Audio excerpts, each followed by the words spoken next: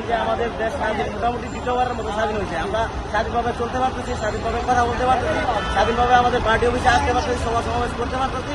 এটাই সাধারণত আমরা এই দীর্ঘতম আন্দোলন সংগ্রামের পরে যে স্বাধীনতা অর্জন করার পরে আমরা মনে করেন সামনে একটা নির্বাচন চাই, সুস্থ জনগণের অংশগ্রহণমূলক নির্বাচন চাই এবং ওই নির্বাচনে ঠিক আছে বাংলাদেশের সাধারণ জনগণ অংশগ্রহণ করবে এবং ভোট দিবে এবং ভোট এবং বাতিল অধিকার প্রতিষ্ঠিত হইবে। আওয়ামী লীগ যে হাসিনা সরকার যে ছিল সেই সরকারকে পতনের মাধ্যমে যে আমাদের যে বাংলাদেশ নতুন বাংলাদেশ পেয়েছি আমরা, এই বাংলাদেশ থেকে আমরা সবাই একসাথে মিলে ছাত্র বৈষম্য ছাত্র আন্দোলন যারা ছিল তাদেরকে সাথে নিয়ে আমরা নতুন করে দেশটাকে সাজাতে চাই। এটাই হচ্ছে নির্বাচনী বাণী।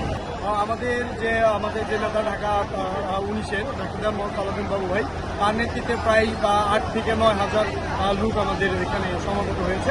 আর দেশের বিভিন্ন অঞ্চল থেকে বিভিন্ন জায়গা থেকে আমাদের প্রচুর নেতাকর্মী আমাদের এখানে জড়ো হয়েছে।